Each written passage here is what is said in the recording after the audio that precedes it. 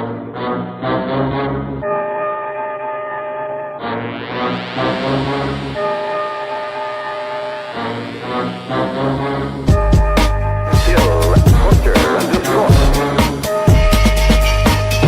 of the mutants, disguised as human beings, are walking the streets of Earth.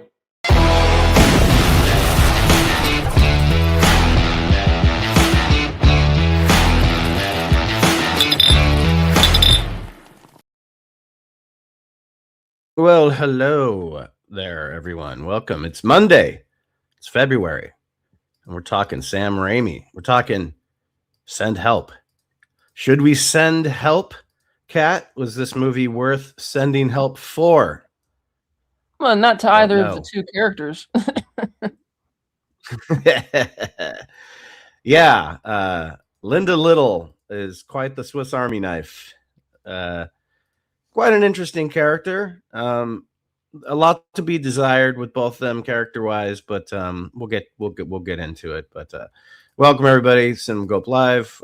Just doing a live show because I don't have time to edit a video for this movie, but I want to talk about it. And the only other person, well, obviously because I love Kat and I love having her on, but we have both seen this movie. I want to know, Kat, after a little bit of conversation about this film, where it ranks in there with some of your other Raimi. I'm not sure if you've seen all of Raimi's films, but some of the, obviously everyone's seen at least 3 of them, being the Spider-Man movies. Yeah, I liked his first 2 Spider-Man movies more. I liked the Evil Dead sequels more. This was better. I've honestly never been a big fan of the first Evil Dead. I mean, I respect it as an achievement for independent, low-budget filmmaking, but I think this was better than that. And I think it was... I admit I kind of enjoyed his Doctor Strange movie more. This one was kind of like, I'm happy to see him getting back to his roots, but it didn't really hit much of the mark for me. Yeah, if we go way back to the original Evil Dead, obviously he made that for peanuts. There's even a fun fact about the movie that they changed actors of like most of the main cast mid-movie and no one would even notice. I never noticed, like aside from Bruce Campbell and the Linda character, some of the other actors switched in mid-movie. But they meant so little that it didn't really matter and no one really noticed. But yeah, so then he went and he did Crime Wave, and then he really wanted to do more Evil Dead, but I guess there was some rights issues. But he got to remake. A lot of people say it's a direct remake to the first one. I don't think it is. It's very different, but it is in the sense that it's in the same location. But a lot of different stuff happens in Evil Dead 2. I love that movie dearly. Yeah, I just saw Army of Darkness in theaters a few months ago. That was fun. Yeah, I saw that in theaters a few years ago. It is fun. It's so bad, but it's one of those I don't give a fuck. It's bad. It's bad. Yeah, I mean, it's great. A fun, cheesy comedy, medieval, and I like that it's very much firmly has tongue in cheek for what it is. Because if it tried to take itself too seriously, it would just fall flat on its face.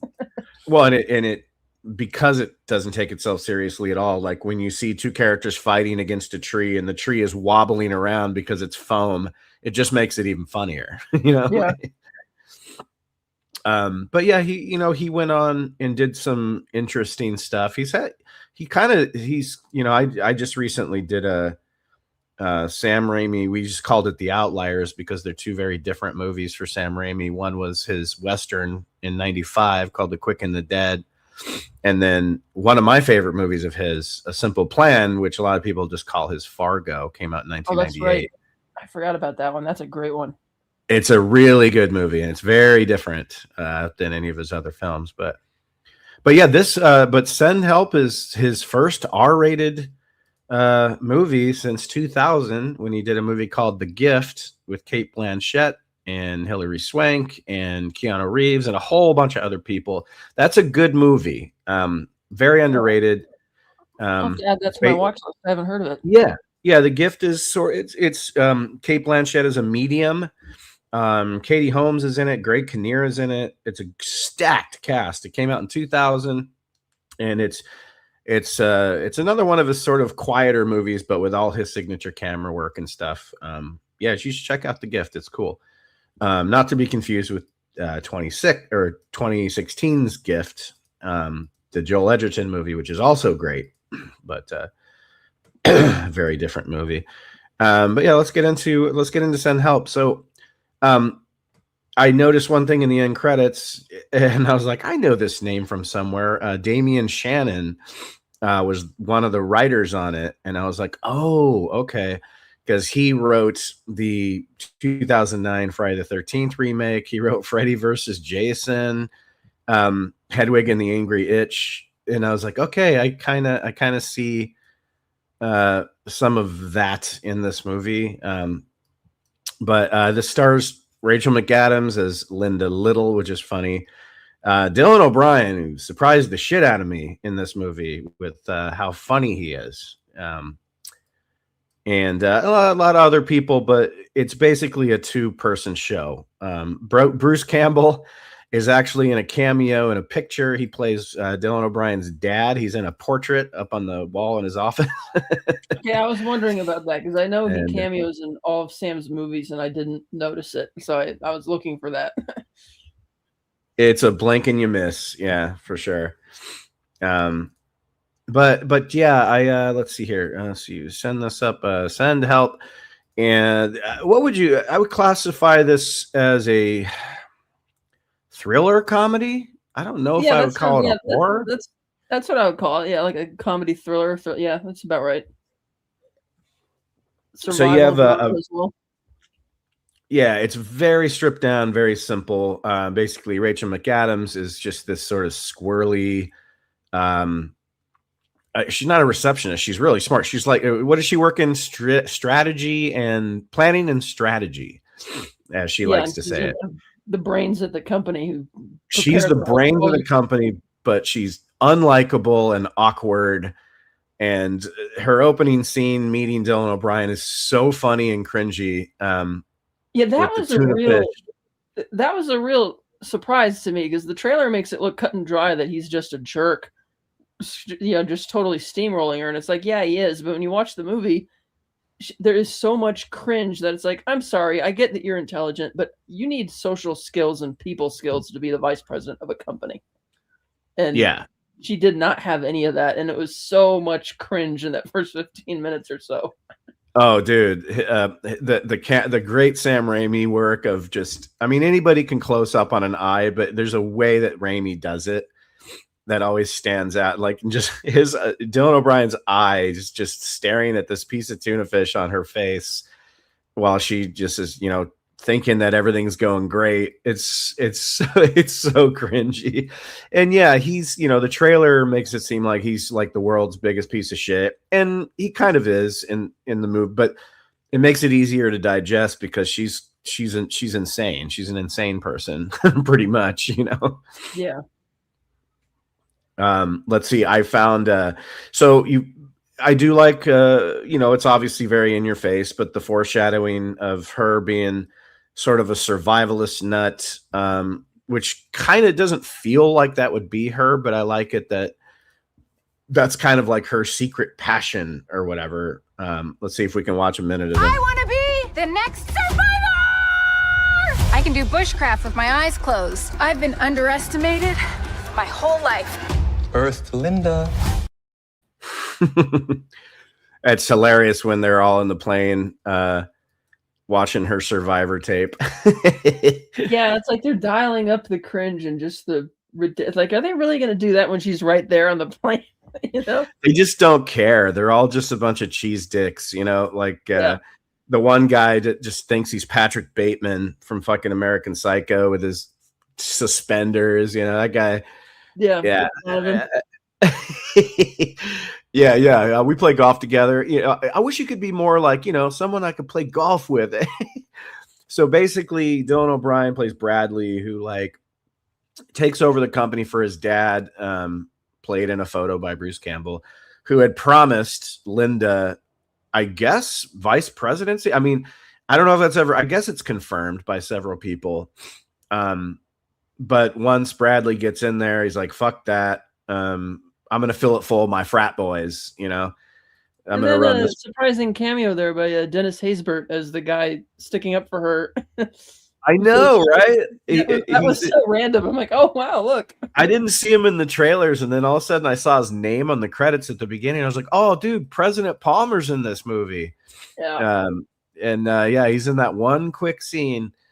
But he doesn't put up much of a fight for her. But he did, you could tell he was like, no, she's supposed to. This is set in stone. But obviously, once Bradley takes over, he can do what he wants. But so he strips that away from her, and there's a couple of lines in the trailer that I don't think are in the final movie, like him saying, "You have no value to me," or was that in the movie? It was, but he doesn't say it in the exact way that it's phrased in the trailer. Oh yeah, because I was like, where is he going to say this thing to her that just breaks her? But yeah, it didn't feel as impactful in the movie context as the way they made it seem in the trailer. And that's fine. You get the gist of, I mean, and come on, like me and the people I saw it with, we walked out of the theater just doing that fucking laugh, which he does so many times in the movie. But yeah, so that's the basic plot, and then it kind of falls into like a Castaway scenario where, but this plane crash is hilarious, where guys are getting like thrown out and they're biting each other to stay on, and then one guy that gets thrown out the plane is like bouncing up against the window. Well, that was really funny because the one guy, Donovan, kicks the guy holding onto his leg, knocking a couple of his teeth out, and for revenge, he starts biting the guy's shin. Like, oh, that's right. He knocks his teeth out. Oh, yeah. So he bites him in the shin with the remaining teeth that he has. I'm like, jeez. Yeah, those guys, it's... And the way he actually tells her to her face, "Give me your seat." I'm like, really? Yeah, he wants her to take her seatbelt off and give it to him. Yeah. It's great. But yeah, so they're grade A, top class shitheads. But she's obviously really weird. But so the plane crashes, and boy, they are lucky that it crashed the way it did. It kind of just bounced on the water and crashed perfectly fine. But I guess that's the way it would. I'm sure they don't all crash in like horrible fashion like they do in Castaway. But so she wakes up on the beach, and she looks around, and then she sees Bradley. He's all fucked up, and I want to say he sleeps for like a day and a half from maybe like a concussion or something, but his legs jacked. So this puts her in this position to be the one that is basically his lifeline on this island. And she does use her skills, and she's quite awesome when it comes to survival. In some of the greatest scenes in the movie, and some of the funniest, like, bizarre scenes I've seen in a film in quite some time, with her killing a wild boar, which just made the theater laugh so hard with just all the grotesque. Like, Raimi loves to, and that's what they say with Evil Dead 1 and Evil Dead 2, is the whole quote of Raimi was like, "No, we need more blood." And they're like, "Are you sure?" "Yes, more." And that's why those movies are just so full of blood. And this movie, like, there's a couple of scenes, a throw up scene, the boar scene, where you can tell it's just like, well, that's funny, but what if it just keeps shooting blood? Like, what if she just keeps puking on him? Like, funny little decisions. Yeah. So yeah, so he can't walk, and she decides to kind of like scour the island and look for whatever she can. And it's interesting that these sort of a not desert island, but people that get stranded on island movies, they always, yeah, of course it's good to stay to the shore, but a lot of the times you don't see a lot of the jungle or whatever's in these. And this one does. It like lets you in, and it lets you see a bunch of stuff. And she obviously, as I said, she hunts the boar. She gets lots of fruits. She catches fish. It gets to be almost ridiculous, Kat, where she's basically making them sushi. Obviously, you find out why a little bit later, why some of the food they have seems so extravagant. But yeah.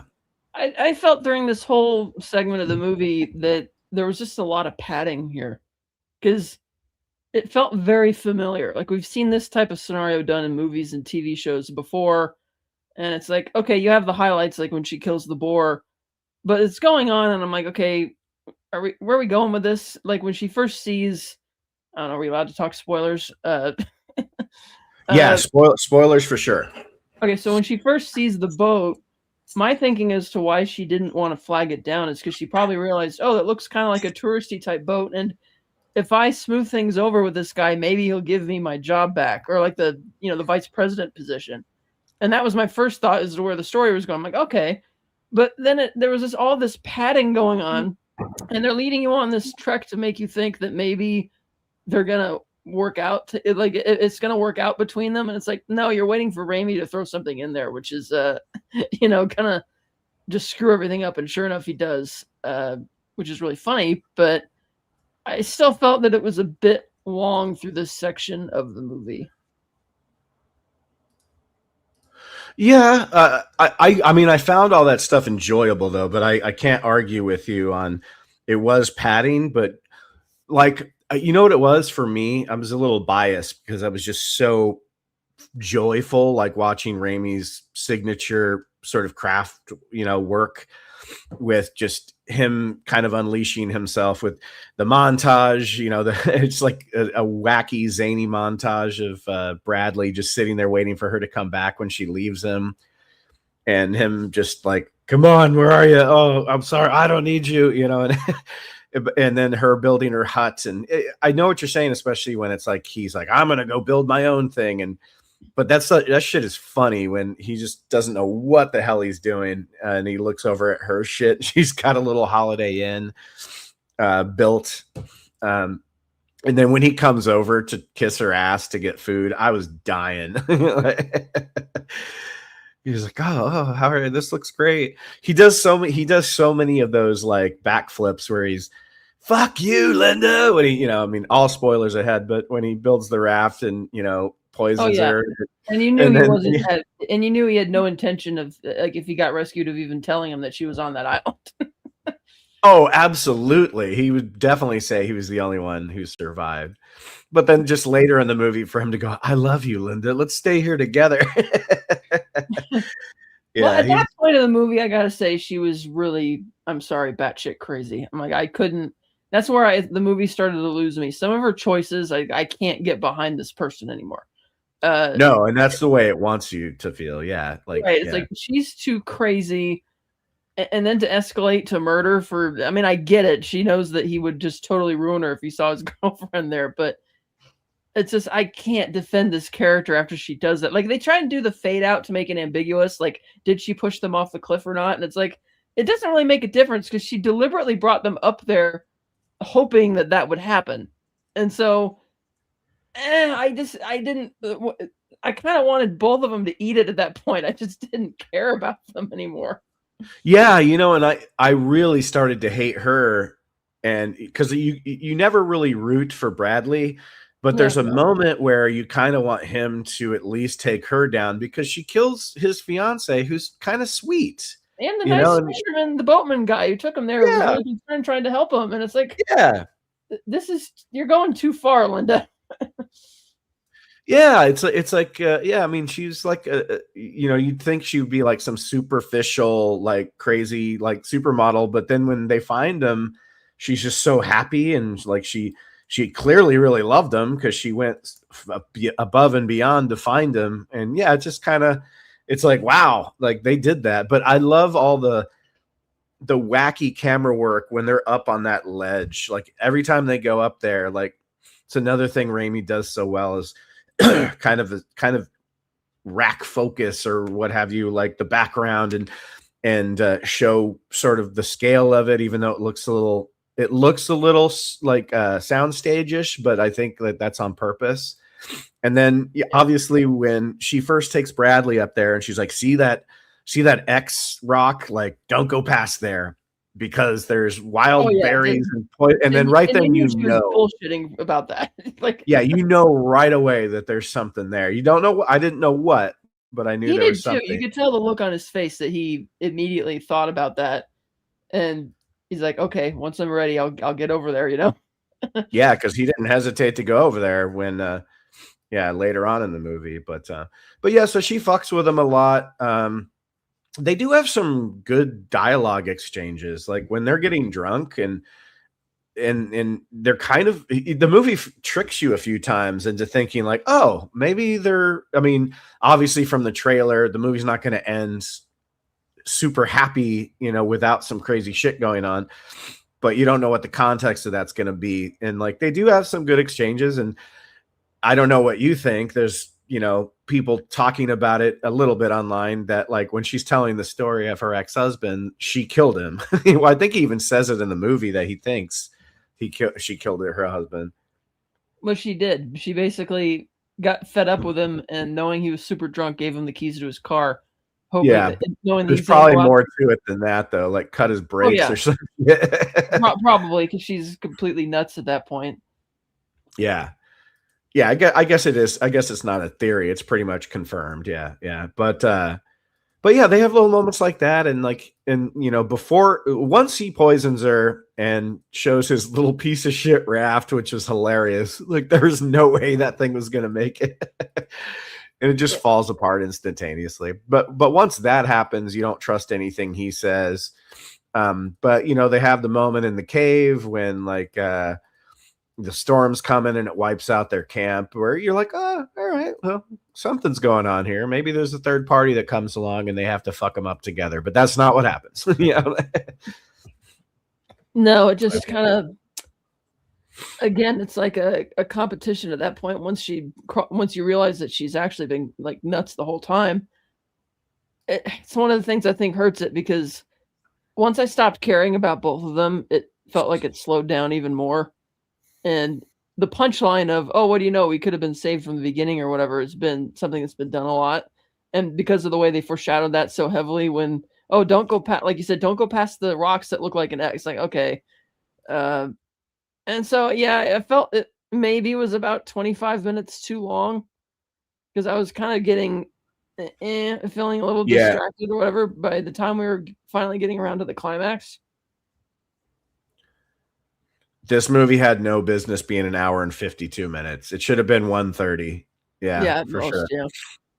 But again, I was never bored. I noticed where they could have slashed a lot. I think it was Red Letter Media. I watched their thing today, and they brought up what me and Josh were saying afterwards. It's like, would it have been cooler if it was a resort instead of just a house on the island? And then they end up fighting through this resort and beating the shit out of each other.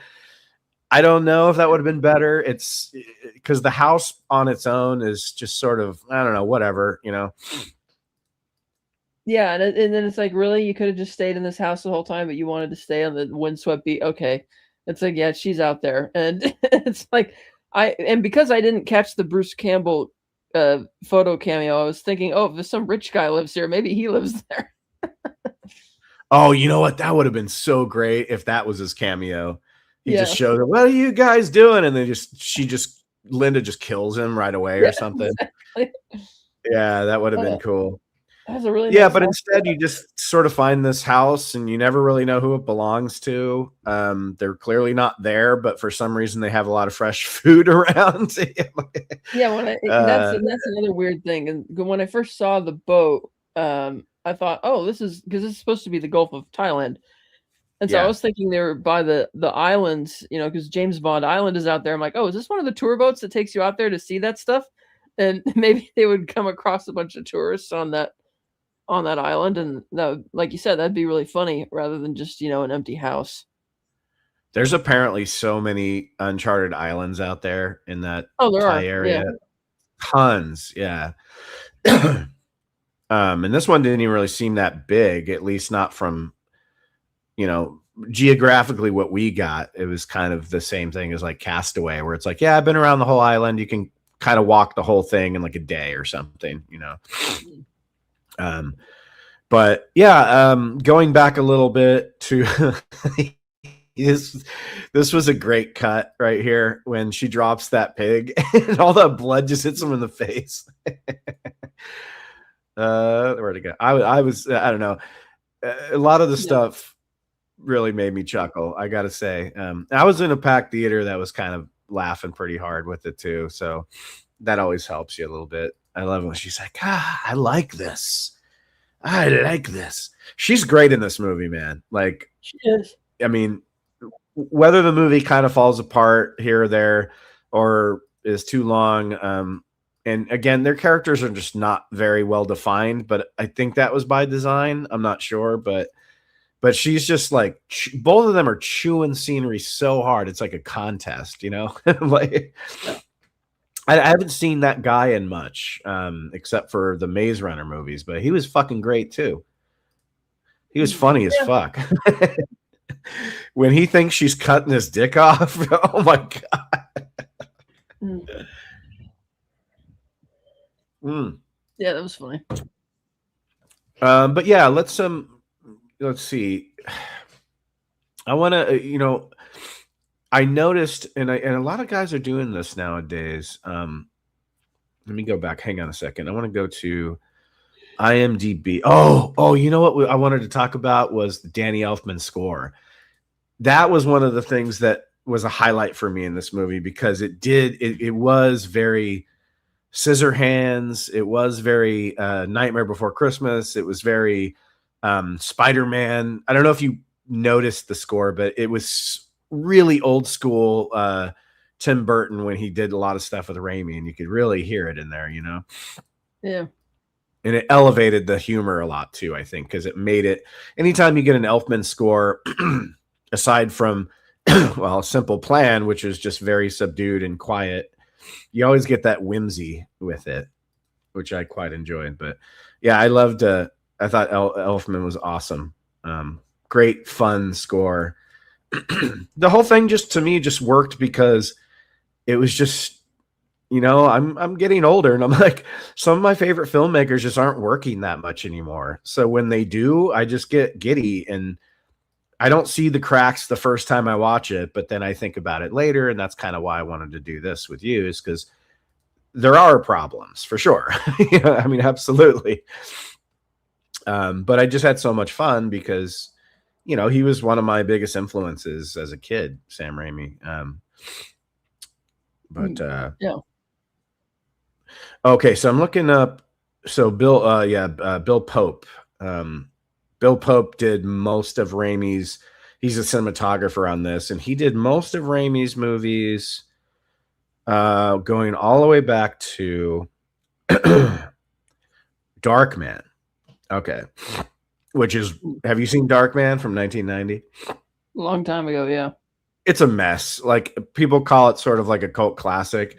It's a weird movie that it's like a fever dream. It gives me a headache, but it's very Sam Raimi, and I'm sure that helped him get Spider-Man in some way. But yeah, I love his cinematography because he just gets everything that Raimi wants to express with the camera, and a lot of times you see Raimi picking up the camera as well and a lot of behind the scenes stuff. But what do we think about the CGI boar? Not too bad. It was better than the CGI boar from Strangers Chapter 2. I think Mike from Red Letter Media goes, we got 2 CGI wild boars this year. That's true. But yeah, fun movie.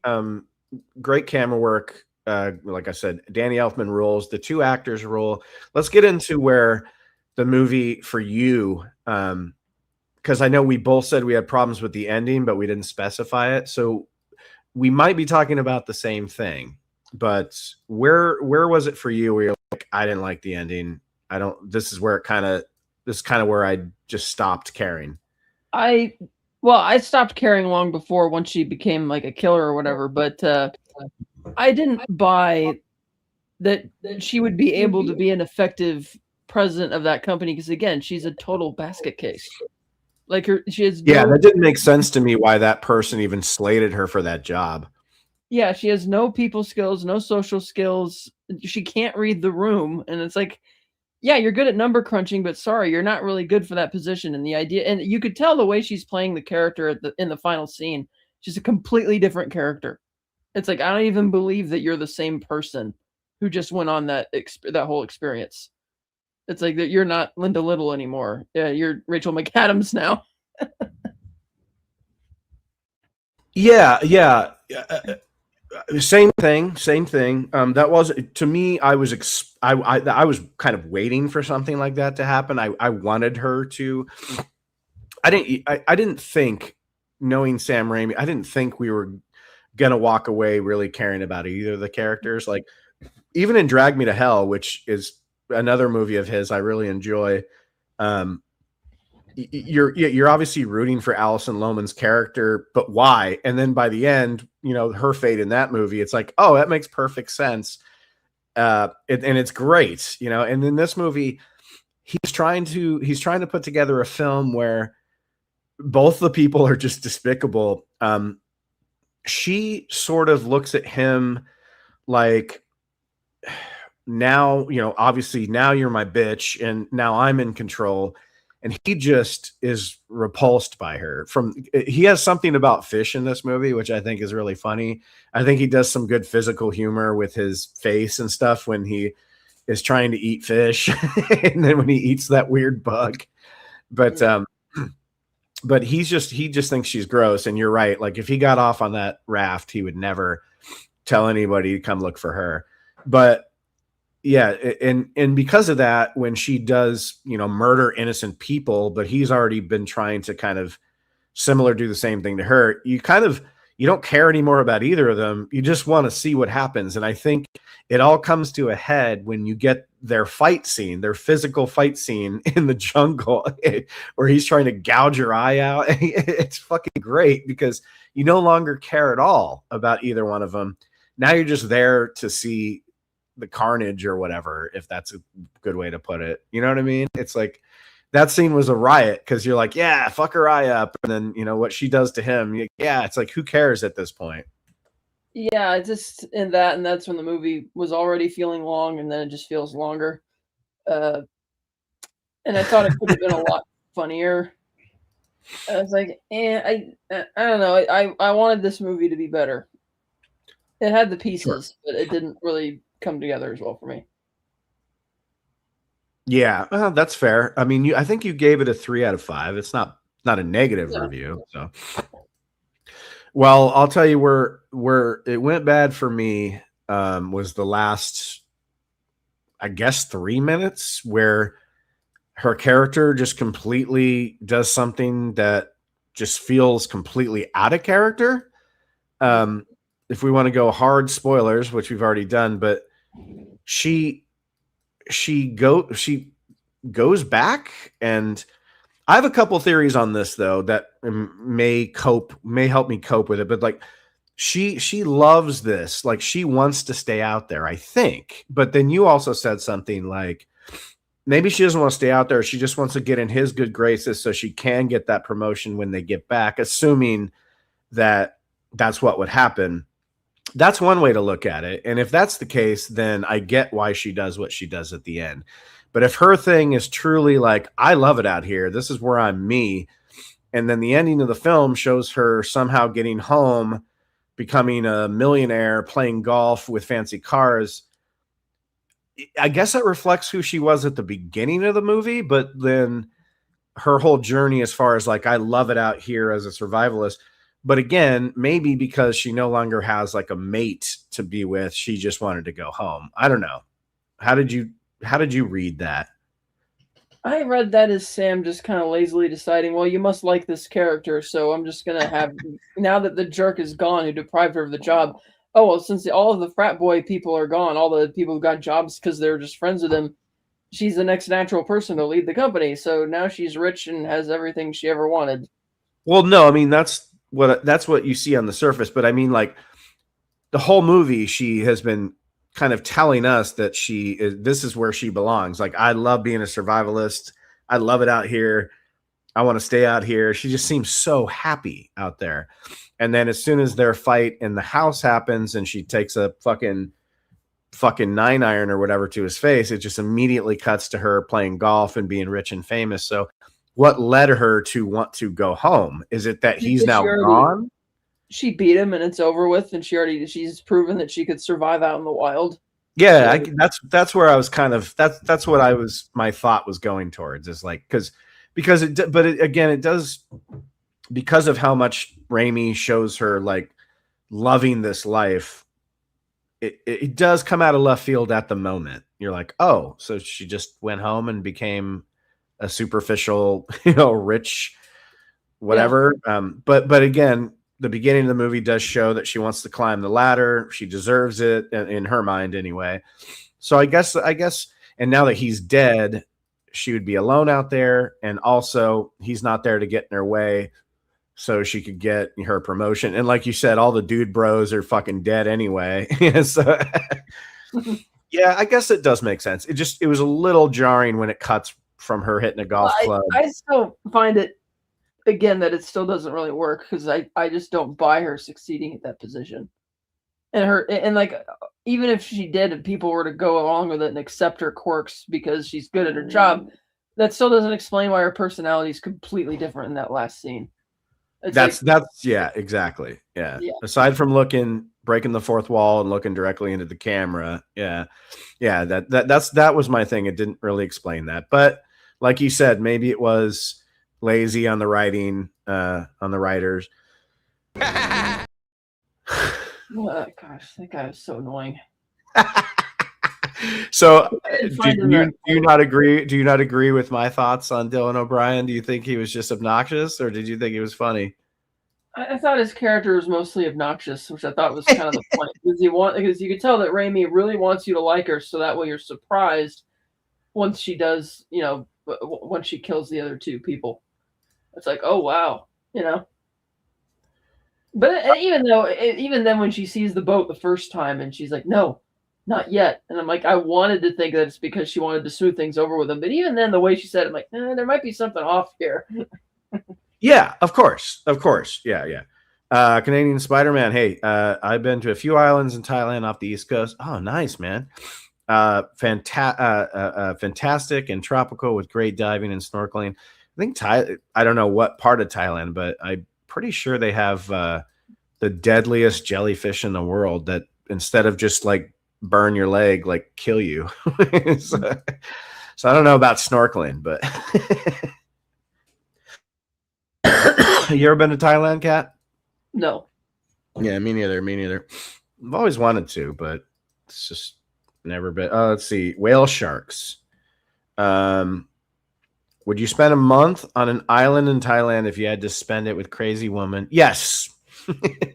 as long as my leg wasn't hurt and I was a full strength, yes, I would. Yeah, that's the key though. Yeah, because when they sort of nerf him to where his leg's messed up, he's totally at the mercy of her. But even when he gets better, she's just so much smarter as far as survival stuff goes than him that he still needed her. So it's not like the injury unrealistically healed way too quickly. It healed so fast. Yeah. I mean, we didn't really know what the damage was, but he went from not being able to walk to running. Like he was running in certain scenes. Yeah, it looks like that whole leg was split all along the side through the bone there. It's like, no.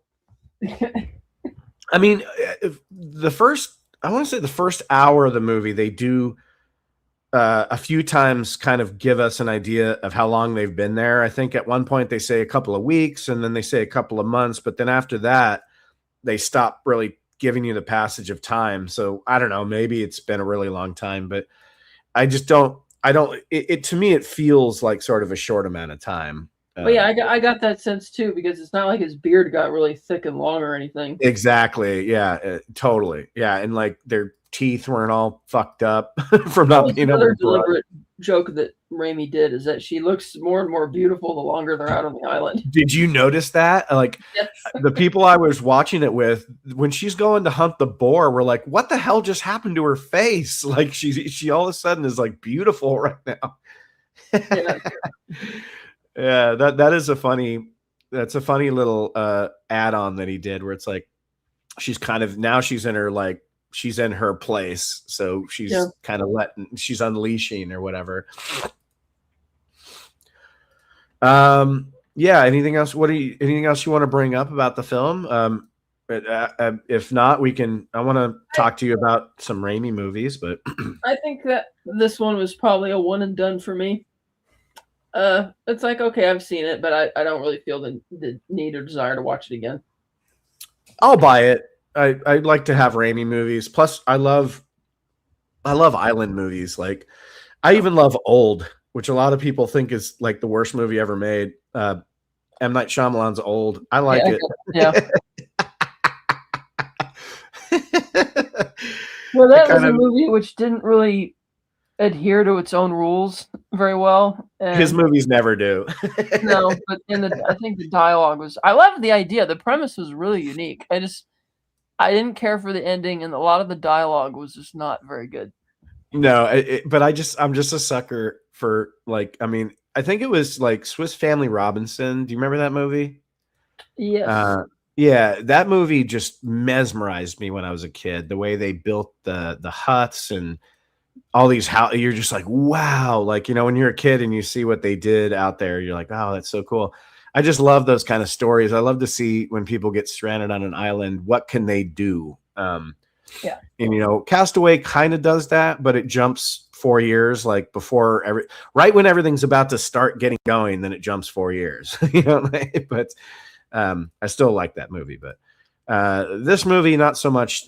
She immediately knows how to make shelter and she makes some but I love the little details. Like, she makes her little, they backed that up too, because she wanted to be a contestant on Survivor, so she's already. It makes sense that she knows how to do that type of stuff. Exactly. Yeah. I want to be the next survivor. Yeah, she totally does. And just the stacks and stacks of books she has on, like, survival techniques and stuff like that. Again, really in your face. I'd hardly even call it foreshadowing, because they really want you to know. Yeah. But yeah, those kind of stories just I always kind of enjoy those. Like, oh, let's see what they can build with this. And Lost never did it. The show Lost, I was excited for, and it's like they just stayed by the plane wreckage for the whole first season. They never really built anything. I never saw that show. I missed the boat on that. Yeah, it's okay. It's kind of like one of those Game of Thrones things where it's like I heard that everybody hated the ending.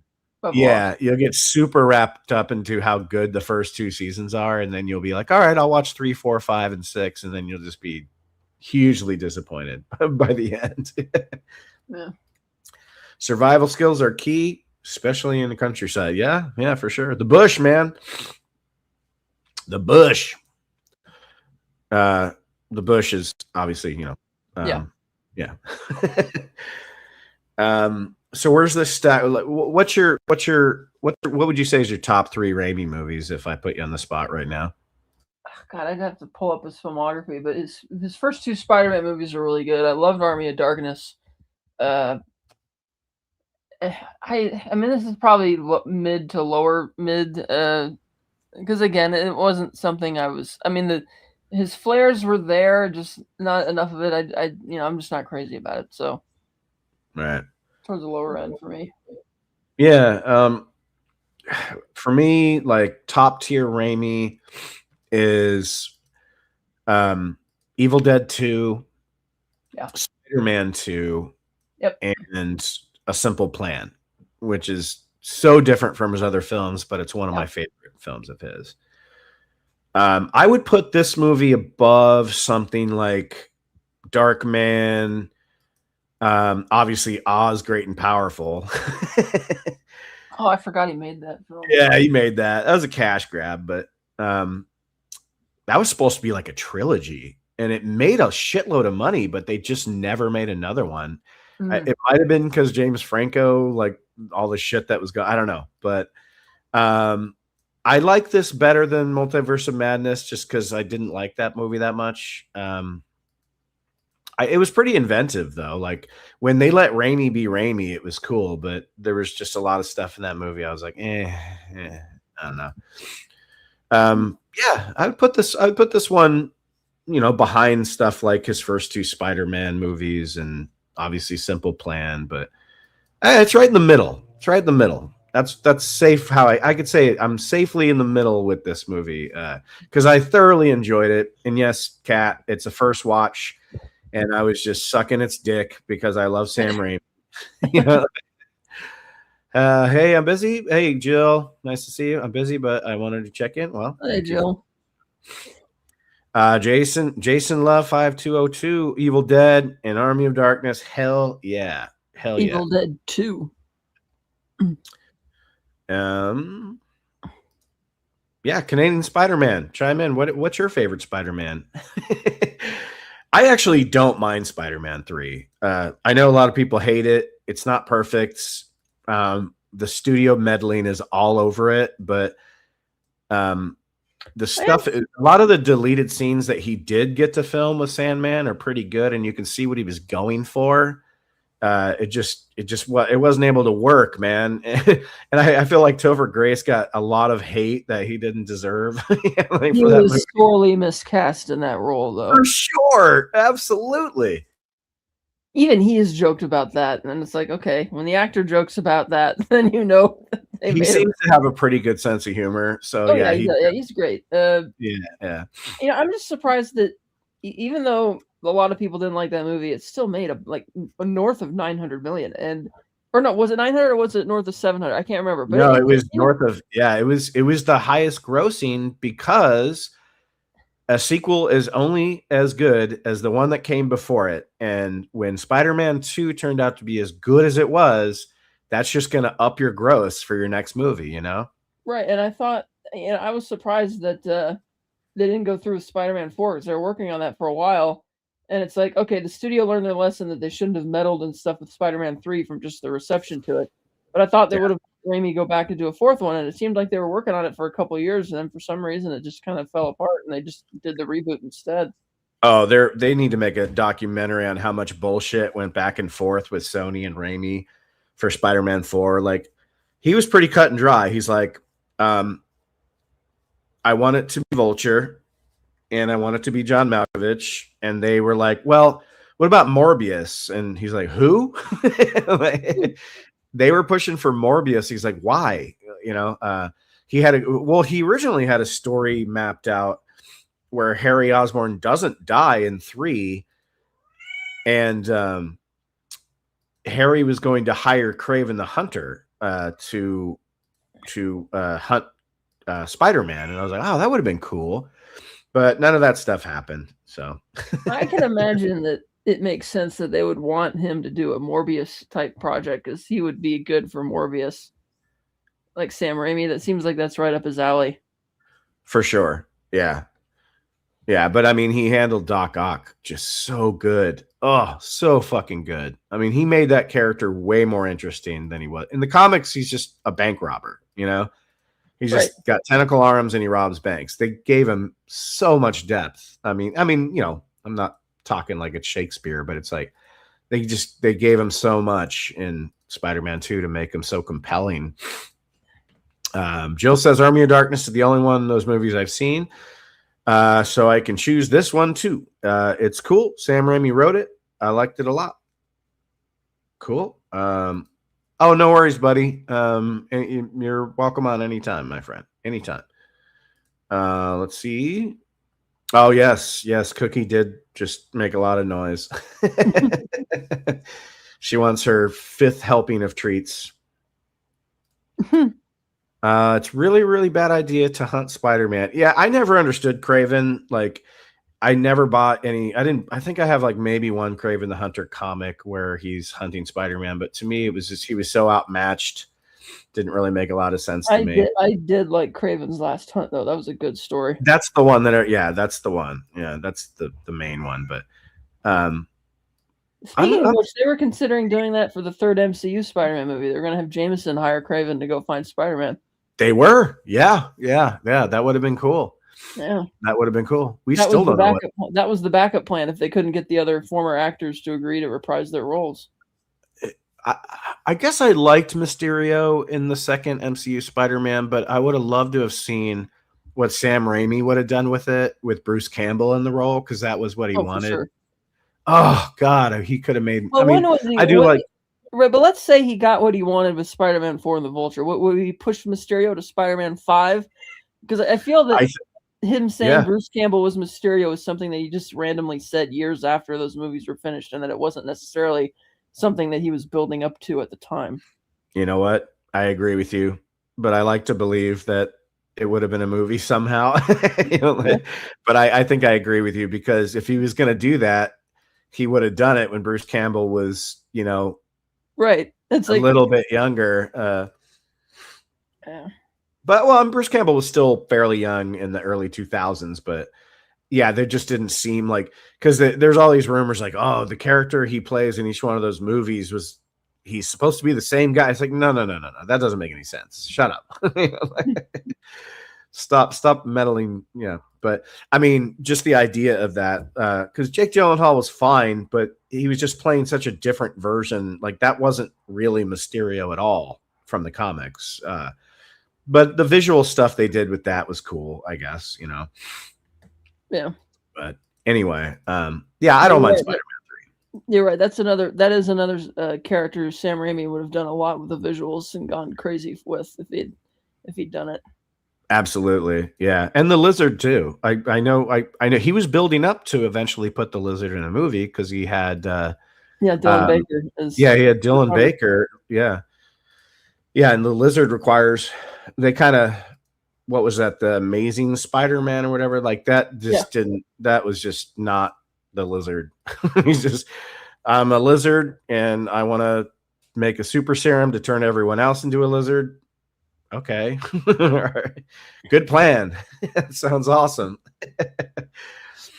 But it looks like some people finally join in the chat here. Sound off, guys.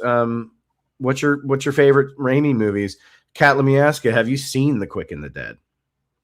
I have not, but I've seen the climax multiple times on television. Oh, you have? Yeah.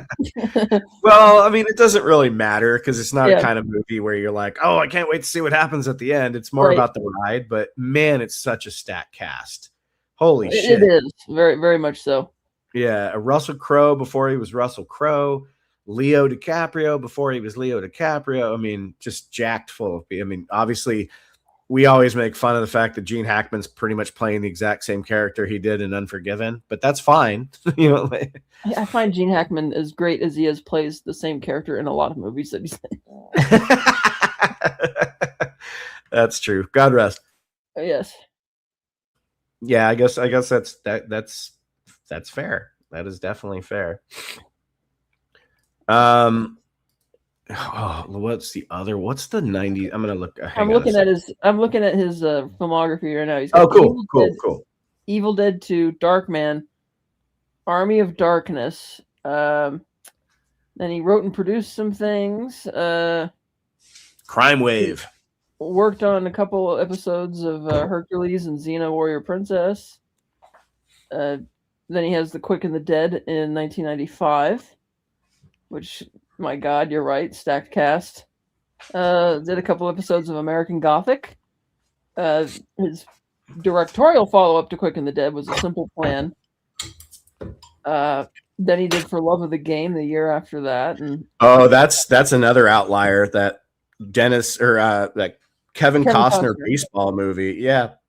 With John C. Reilly and Kelly Preston and Brian Cox.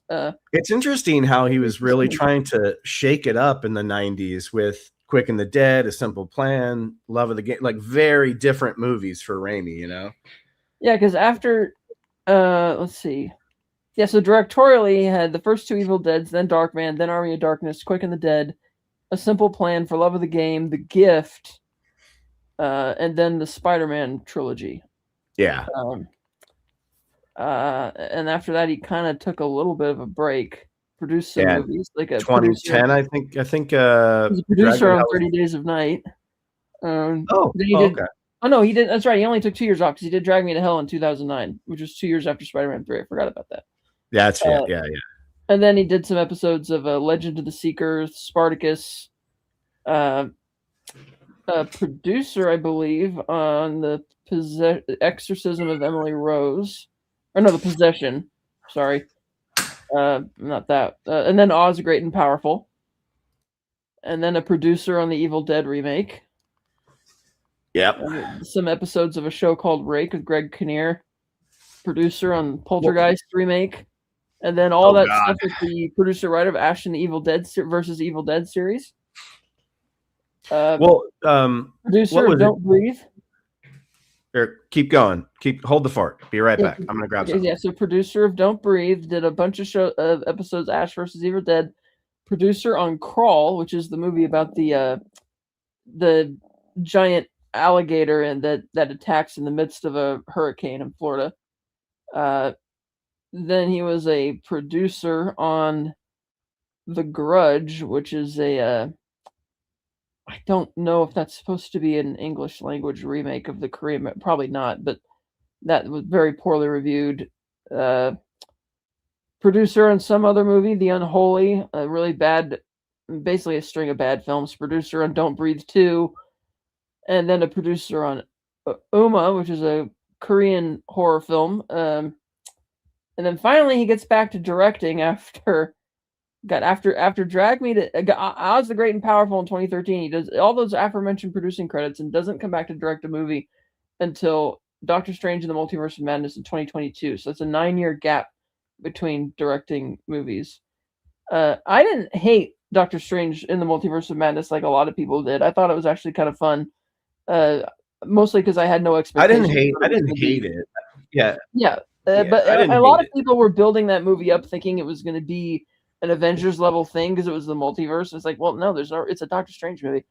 And I actually really liked what he did with Scarlet Witch. I thought it would fit right in line with her character. So I didn't get why the actress didn't like that. But I love the possessing the zombie corpse thing. I thought that was really fun, Sam Raimi stuff. That was a good Sam Raimi thing for sure. Yeah. Yeah. He was a producer on 65, which was the Adam Driver dinosaur movie from a couple years ago. Producer. Yeah, and that was a misfire. Producer on Evil Dead Rise, which was well received by fans and critics. I thought that had a good atmosphere for it, but I was kind of bored with it. Also a producer on Boy Kills World, which is I think that it's a Bill Skarsgård. I think it's an adaptation of a comic or a graphic novel, maybe. Okay. And then a producer on Locked, which is the movie where Bill Skarsgård plays a guy who breaks into Anthony Hopkins' car and he gets locked inside, and it's like a thriller. And then after that, finally, Send Help. I want to say in the 90s, he was a producer and maybe like a creative consultant on not just Xena, but on Hercules, as both Xena and Hercules, right? Yes, that's true. Yeah. And then I want to say he had something to do with Jack of All Trades with Bruce Campbell, but maybe he didn't. I'm not sure. I'm not seeing that. Let me maybe. But he was definitely the guy that put oh God, what's his name? Not Denis Villeneuve, the guy that did the Evil Dead remake and Don't Breathe. Fede Alvarez. Fede Alvarez, yeah, he definitely championed for him because he produced a couple of his. Well, obviously the Evil Dead remake, which is awesome, and Don't Breathe, which is pretty good too. So that makes sense. Yeah, a lot of these guys. Remember when Peter Jackson's name was just getting thrown on fucking everything? Like produced by the guy from Lord of the. It's just like, okay, well, I guess like, Cabin Fever. It's like I'm sure what he did was he was somebody who invested some money or something. I don't think he had much else. He's worth like his net worth is I think like $2.5 billion or something. Who? Peter Jackson? Peter Jackson. Well, in New Zealand money, but yeah, and I think it's mostly because of the Park Road Studios, which is the post-production suite he built for that James Cameron does all his Avatar movies there. And that's where, Weta, all the movies that Weta does are also, edited and put together there. Well, and he also owns Wingnut, right? Like he does. That's his company. Yeah. Wingnut is his. Yeah. Yeah. He doesn't actually have too many producing credits, though. He just, excluding the movies he directed, he produced District 9. District 9, yeah. well, I guess he co-directed the Adventures of Tintin with Spielberg. He produced What's West of Memphis, which is the documentary about those 3 boys who were arrested for the murder that they didn't commit in what was it, Arkansas or something like that. Yeah.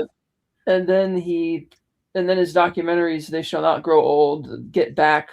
He produced The Mortal Engines, which was actually, of all things, directed by one of the visual designers of Lord of the Rings, which is like, you go from that to directing, and maybe that had something to do with why it didn't really, it fell flat on its face and nobody liked it. Because they didn't get because this was like this guy's first directorial effort. And it's like, you were a concept design, worked in the design department on Rings, and now you're directing what was supposed to be a big blockbuster, new franchise thing that just completely tanked. And then he produced, of course, The War of the Rohirrim, which was a movie that only exists so Warner Brothers could keep the theatrical rights to Lord of the Rings. The movie wasn't half bad. It just repeated a lot of the plot beats of the Rohan storyline from The Two Towers. But yeah, Mortal Engines it was put out in that time where they were pumping that YA stuff out like crazy. And 2018, yeah. Yeah, I guess it just didn't take. I never saw it, but the book series it's based on apparently is really good. I just think it's because they picked somebody for their first directorial effort and gave them that, and it's like, no. Who is the director of that? Christian Rivers. He was in a lot of the documentaries for Lord of the Rings. He was in the design department. Hey, you know who did special features for Lord of the Rings? Yeah. Mr. RMB. Did some of those, yeah. Briscoe County Jr. I'm trying to remember who that was. That the showrunner of that, I think. I'm trying to remember. Was it? It wasn't. No, it wasn't Chris Carter. But it was somebody high caliber TV showrunner. I think Briscoe County Jr. was fucking awesome. Have you seen it, Kat? No, I'm looking at it right now here. The Adventures. I think it was one or two seasons, but I think it was just one. But it was 27 so great. Yeah, 93 to 94. It was so much fun, that show. It's science fiction Western. You would love it if you haven't seen it. It's really cool. And Bruce Campbell just rocks in it. He's great. Yeah. It does feel like a Raimi thing, but I don't think it is. I think it feels like a Raimi thing because it's a Bruce Campbell thing. Let's see. Let me look that up right now in a more proper search engine to see if he had anything to do with it. Yeah, if you can look up who the showrunner or who was the producer writer, because I know the name. I'm just forgetting it right now. All right, so it's film producer. Wow, he's got a lot of producing credits. Let's see. He's even got acting credits. That's surprising. I didn't know that. Television. He's not listed for TV for that show, but let's see who did write that show. See, The Adventures of Briscoe County. I gotta type this in here. Keep it going. Oh, I heard Cookie again. The Adventures of Briscoe. Here we go. She's going ape shit. Yeah. Created by Jeffrey. It was Jeffrey Boehm. It was Jeffrey Boehm. Yeah. Jeffrey Boehm and Carlton Cuse. Yeah, that's right. Yeah, See, I knew. Yeah, Jeffrey Boehm's. Carlton Cuse did Lost. But Jeffrey Boehm's the name that I know from. He rewrote the scripts for the Lethal Weapon movies, Indiana Jones: The Last Crusade. Yeah. Okay. Yeah. I think he died. But did he die? I don't know. But Jeffrey Boehm was awesome though. He would come in and script doctor the shit out of things from the 90s, 80s and 90s. Carlton Cuse is hit or miss. People put him in that camp with Lindelof, which is not good. But yeah, see, I knew it. Yeah, so not Jeffrey Boehm did die in the year 2000. Yeah, he died a while ago. I was young, I was 53. But yeah, Jason Love, not Sam Raimi, but it had that flavor for sure. Definitely had that flavor.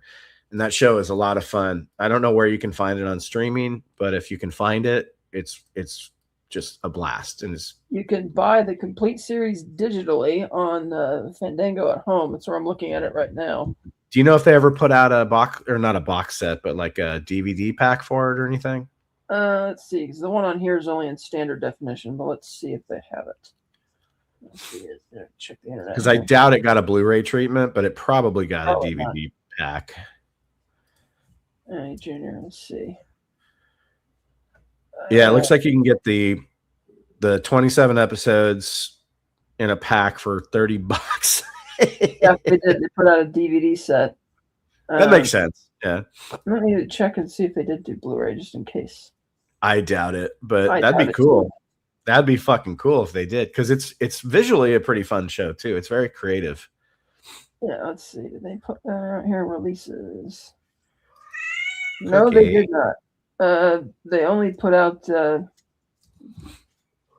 Wow, I guess the brand new unopened season 1 8-disc set DVD is $44, but you can get all the used ones for like $15. I would suggest just forking over the money to get the new ones. But yeah, who knows? That's DVD, so yeah. But yeah, so it's that. That's great. That's great.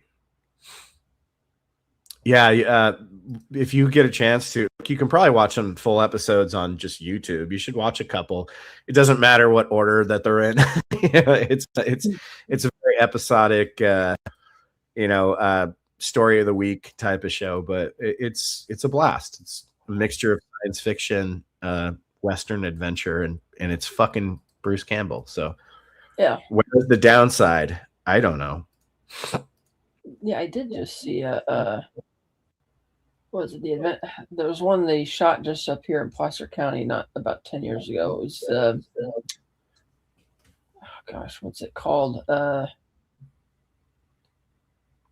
Hey, keep talking, I'm gonna look it up. Yeah. Let's see here. Let's see what else we got. Oh, you own it. Jason loves I own it. Nice. So you own the DVD set. Is there any bonus? I want to know if there's any bonus features, and if so, anything cool. My name is Bruce. That's what it was called. Oh, have you ever seen that? Yeah, that's the one that they shot nearby here. Mistaken for his character Ash from the Evil Dead trilogy, Bruce Campbell is forced to fight a real monster in a small Oregon town. Yeah, I've seen it. Yeah. Shot up here in Placer County and El Dorado County. It's pretty great. It's a good watch with something like Bubba Hotep, where he plays Elvis fighting a zombie. Yeah, that was good too. Or fighting a mummy, sorry. When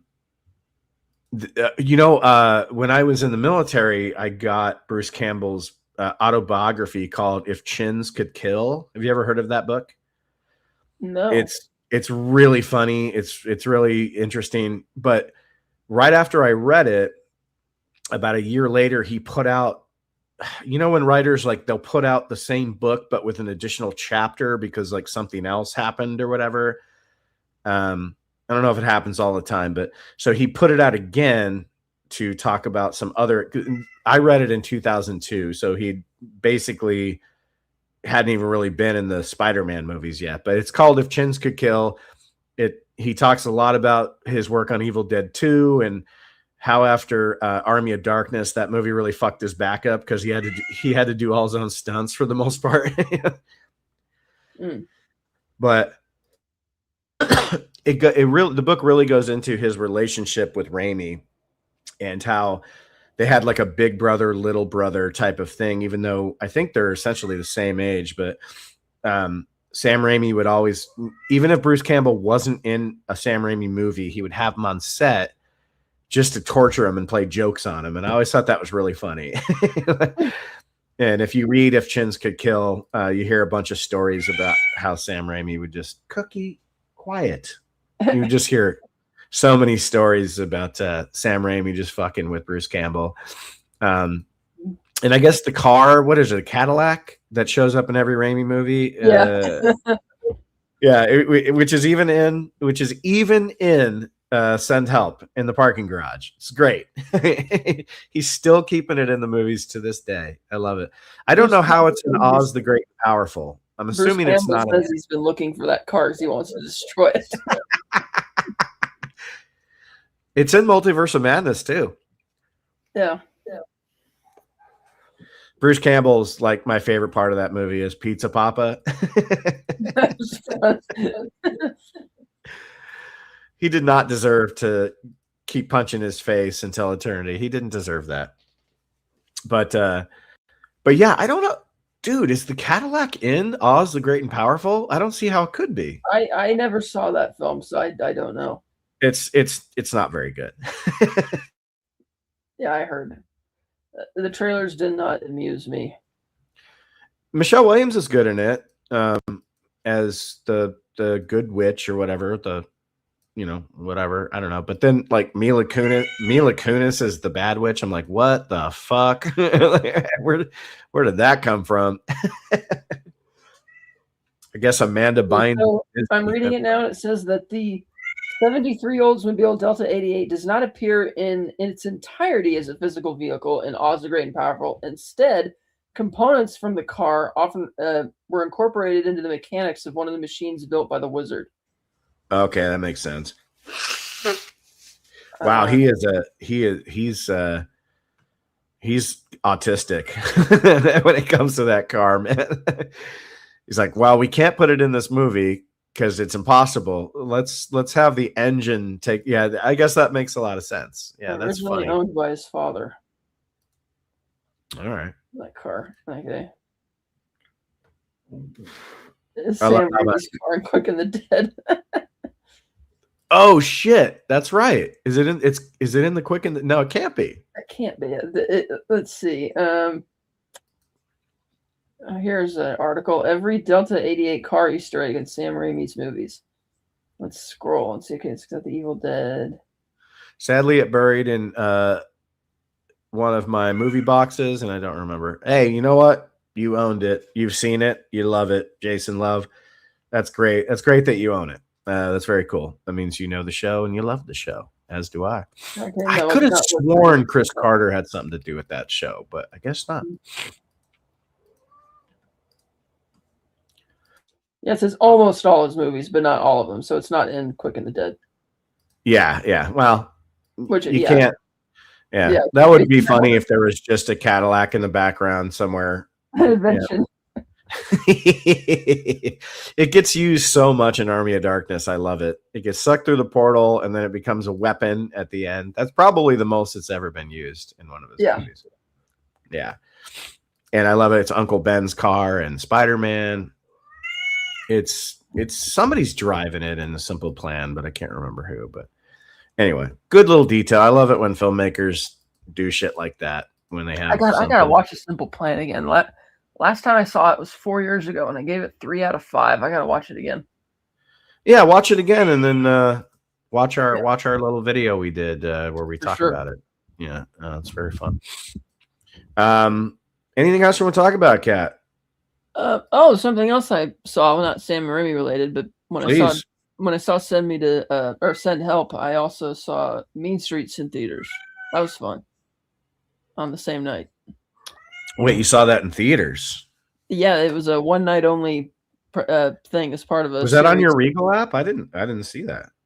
It was, and I saw it there, and it's like, oh, they're playing it at the one way down the road though. But my friend's like, oh, we want to see that, so we drove down there to see it with the Send Help and double featured those. How was that on the big screen? Mean Streets. Great. It still looks gritty. Like it still looks like it was shot way back in '73. I didn't know this, but Criterion apparently put out a 4K in 2023 of that movie. I missed it, but I assume that the version they showed in the theater is the 4K, but it still looks like really gritty. Like it has all the film grain and stuff, so it looks the image is really great. I mean, at least in terms of retaining the original look of the movie.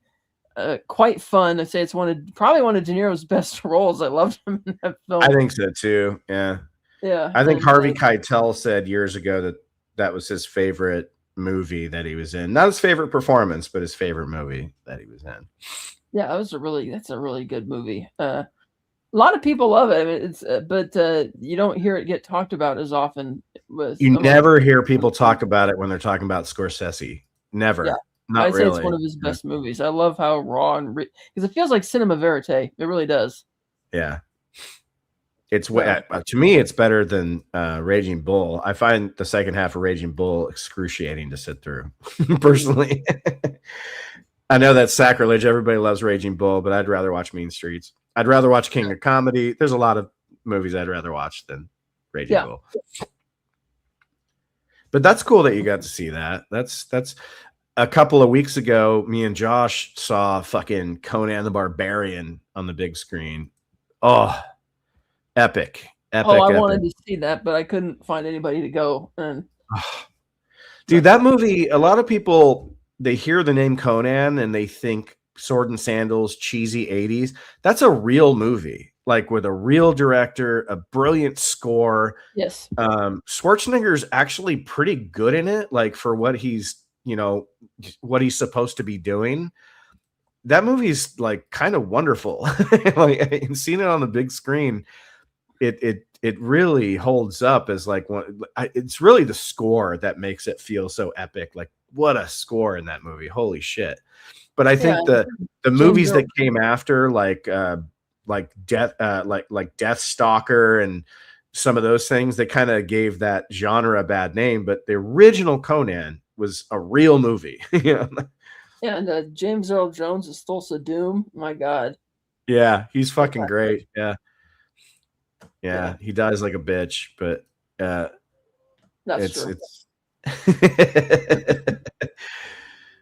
Yeah, that was fun to see on the big screen, though, for sure. Like, you know how it is, but when you watch something on the big screen, especially these days, what do they call it? Second screen viewing, where like you're watching something on Netflix, but you're also staring at your phone. When you're in the theater, it's just you and the movie, you know? It's just you and the movie. I heard that was the case with that new Netflix movie with Ben Affleck and Matt Damon. I haven't seen it. Yeah, well, Matt Damon was talking about that on Rogan. Yeah. Yeah, about how they had to keep constantly restating the plot every 5 minutes or whatever to make sure that people who weren't paying attention could follow it. I love it that Damon has so much fuck you money that he can just expose Netflix. He's like, yeah, the Netflix execs just like, they said, hey, can you guys just like talk about the plot every 5 minutes just to keep people updated in case they're not paying attention?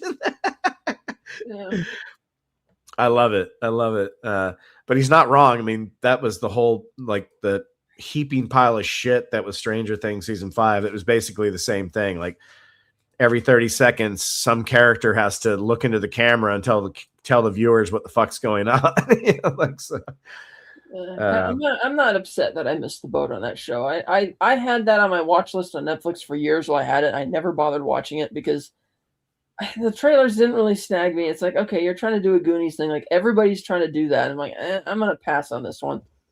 You know what? If you decide you want to watch season 1, 8 episodes, and stop there where the story was actually intended to stop, you will be satisfied. If you just call it a quit right after that, because that was what the writers intentionally wanted to do, is 8 episodes, tell a story, and then if it gets picked up, we'll do an anthology and do something else. So if you did decide to watch it, just watch season 1, 8 episodes, and you'll probably like it, but don't go any further. Okay, that's interesting. I hadn't heard that before. Yeah, because after that, it's sequel syndrome. It's just, oh, we got to get bigger, and then we have to add more to the cast, and then we have to give this character something to do this season, and this character something to do this season, and it just becomes a big fucking mess, So yeah. But season 1 is very self-contained, simple story, fun. Anyway, doesn't matter. I don't care if you watch it because.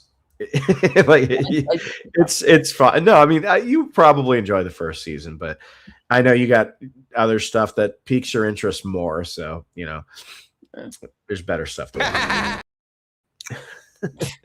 Whoops. Yippee-ki-yay, Mr. Falcon. Sorry. I love all the TV edits from Die Hard 2. I could do a whole video on that shit. Are you watching Night of the Seven Kingdoms? Not yet. I will though. I'll check that out. It's very good. It's very good. Yeah, it's nice that they're doing something different with it. Because when I started watching House of the Dragon, I'm like, okay, this is basically like Game of Thrones again. You know, but with none of the action or interesting characters. Right, it's just all the politicking and stuff again, and it's like, eh. And I tapped out after like 2 or 3 episodes. I'm like, I'm not into this. Did you ever see A Knight's Tale with Heath Ledger? That was great. I love that. This show is that, you know. Oh, okay. It's that pretty much. It's comedy. Alan Tudyk is the only thing missing from this show. It's very much that. It's kind of a comedy because it takes place like 90 years after, you know, House of the Dragon and 100 years before Game of Thrones. So I guess the world is in this kind of nice state where not that much is really going on. So it's just, they're just allowed to be people, you know? Yeah. So your lead character is really fun and optimistic, and yeah, it's just good. You'll like it. Mm. They're only 30-minute episodes, which sucks. I wish they were longer, but it is what it is. Yeah. I wanted to talk to you about this before we decide to call it quits. Did you see the Bone Temple? I did. I really liked it. I loved it. I like it better. I hate to say it. I like it better than the first one. First one, easily. 28 years later. Yeah. Man, I was so I was loving that movie. And then obviously the Iron Maiden scene just blew my mind. We were like, what the hell is going on? Oh, it's perfect. Yeah. I really enjoyed that movie. What's her name? Nia DaCosta? Like, yeah. She decided to, like, I mean, she had some visual flair, which was cool, but she held back on kind of the experimental stuff and just wanted to tell a cohesive story with a tone that was consistent through the whole movie, which the first one kind of didn't do. I really, really enjoyed it. What's his name? Jack O'Connell? Yeah. Fucking brilliant, dude. Just what a great performance. And obviously Ray Fiennes. Yeah. Man, that movie blew me away. I was like, it was hard to watch when people are getting skinned alive. Yeah, that was like, they're really going for a Clockwork Orange with that movie. And it was very Clockwork Orange. Yeah. Like the way when they're sitting at the dinner table and the one lady's like, what are you guys doing here? Like that scene where they're just mocking the family. I was like, man, it's so Clockwork Orange. Yeah, totally agree with that. But I just thought it was fucking great. I loved it. It was I loved the story with the Alpha and Ray Fiennes. I thought it was me and Josh were like, oh no, this is gonna get really goofy, but it kind of became like beautiful in a way. You know? Like, I don't know.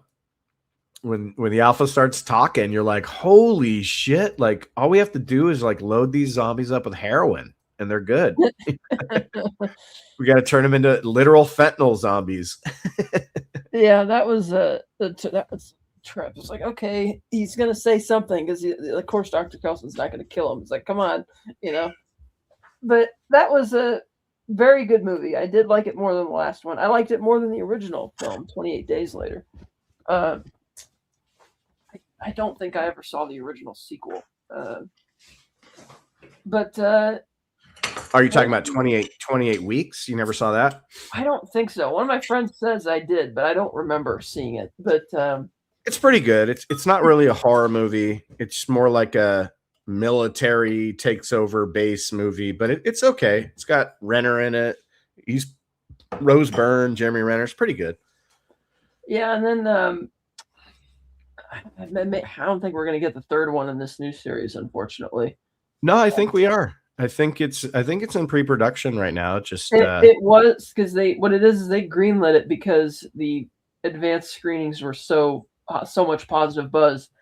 But Cillian Murphy is one of the producers, says it's going to be dependent on how much money this one makes, and this one's tanking right now. This one's tanking, but I thought they were just banking on, because of the end of the movie with Cillian Murphy and the promise that it'll probably be in the next one. If they made it, people would go see it because he's in it. Right, but they still needed this one to do well, and They thought they Yeah. were being cheeky by releasing this one exactly 28 weeks after the last one, which is like, no, because you shouldn't have put this out in mid-January.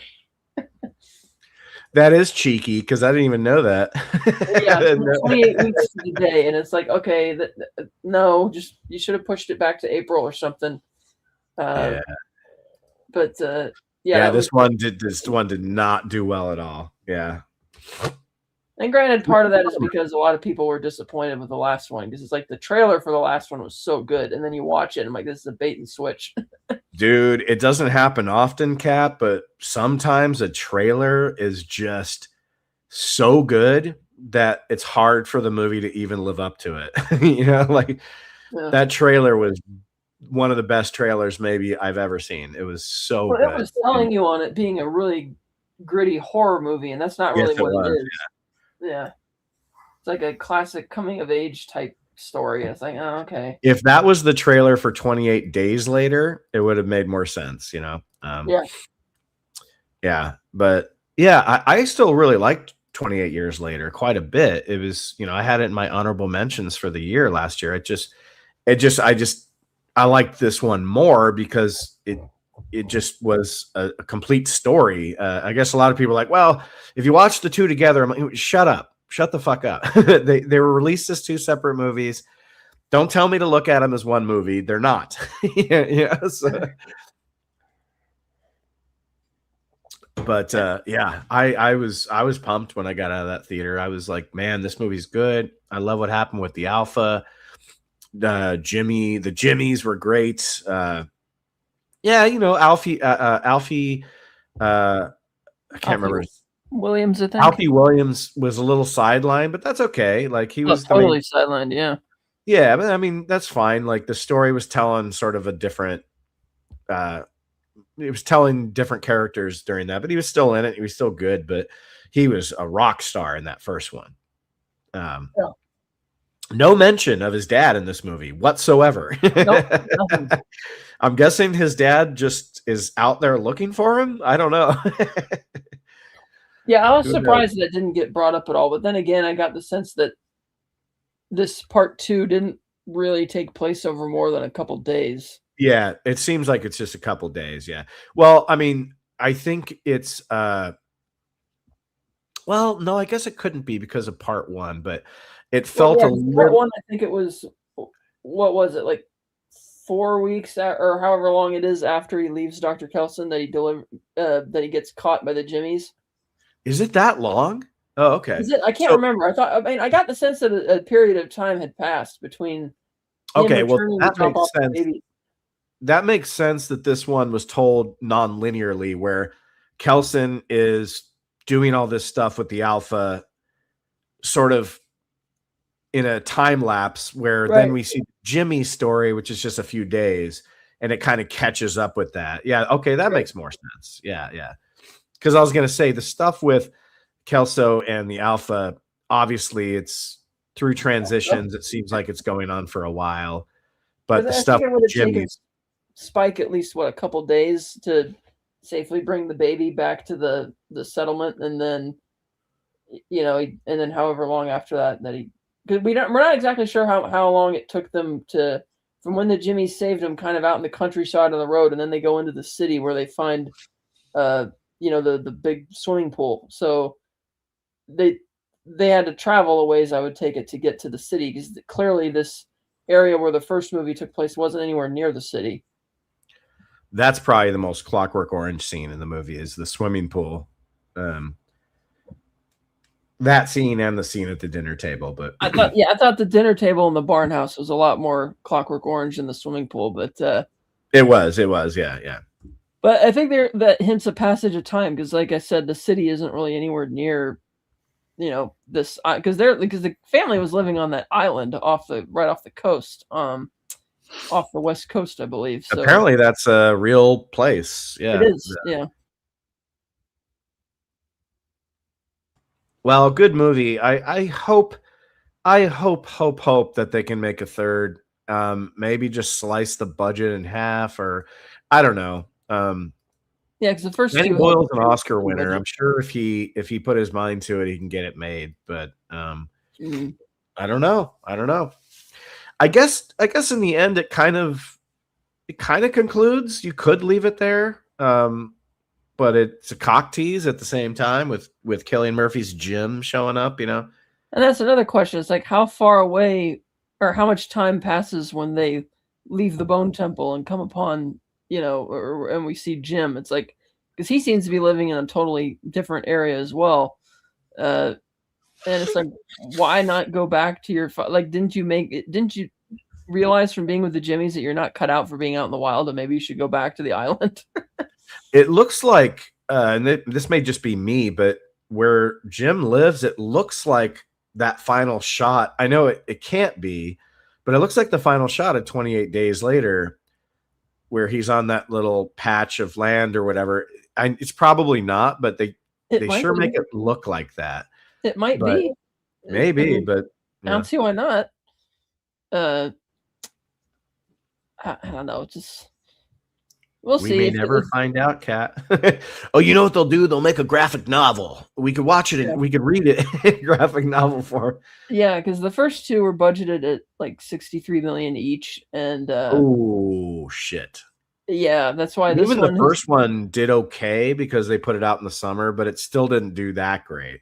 No, the first one made like 150, and I don't know how much they spent to market the movie, so that's not. Given the popularity of that IP, which, granted, I've never been super crazy on the 28 Days franchise, but a lot of people love it. So that didn't make as much, and I think that's because a lot of people felt that first one had a bait and switch with the marketing, and they're like, what is this? Yeah, we thought it was Aaron Taylor Johnson fighting zombies, and it wasn't. Yeah, whereas the Bone Temple has so far made 53.7 against a 63 budget. And is that worldwide?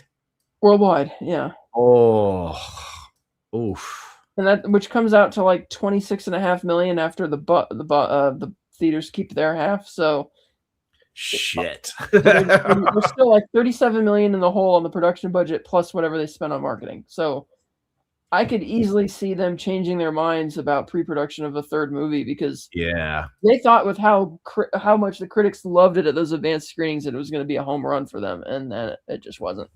Yeah, that's a bummer. I could see them in the board meeting going, so how about a cartoon? Yeah, that's a shame because I think that second one is significantly better than the first. And yeah, I agree. And man, I kind of feel bad for Nia DaCosta. Like, she keeps kind of getting the shit end of the stick, and she's super talented as this movie shows. But obviously, the Marvels, she's been pretty vocal that she had next to nothing to do with how that movie turned out in the end. I never saw Candyman, but from this movie alone, she's got it, and she's young. She'll get a lot of shit. But what a bummer that most people will realize that this film's box office shortcomings has more to do with its release date, because a lot of people said they didn't even realize that the previews they were seeing was for a new movie. They thought it was like a re-release or something, or an ad for going to streaming. They didn't realize, or an ad for the first movie going to streaming. They didn't realize it was the second movie. And that's the strangest thing. It's like with post-production already finished, I don't know why they were in such, because you're being cheeky with 28 weeks later, but it's like, dude, you can't let cheekiness like that trump basic, logic for when you should be releasing movies like this. Not only that, but I think the biggest problem, or one of the biggest problems with the marketing, was maybe in the first movie they shouldn't have shown the fucking Bone Temple, because then it would have differentiated the second one so much more.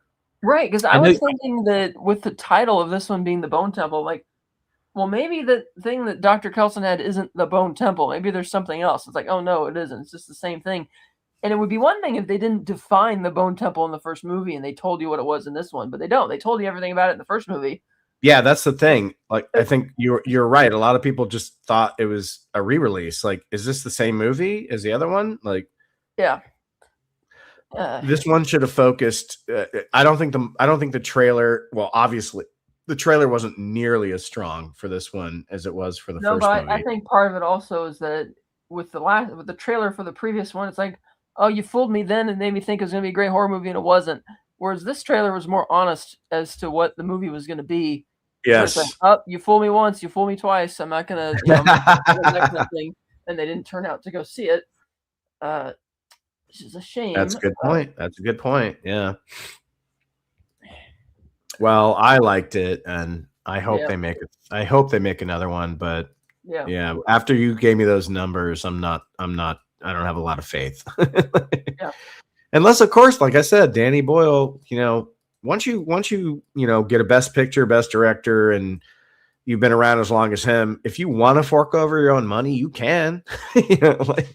So there's always that, but it just depends. I don't know. Yeah. I don't know, but we will see. But let's get directors putting their own money behind movies people actually want to see. Yeah.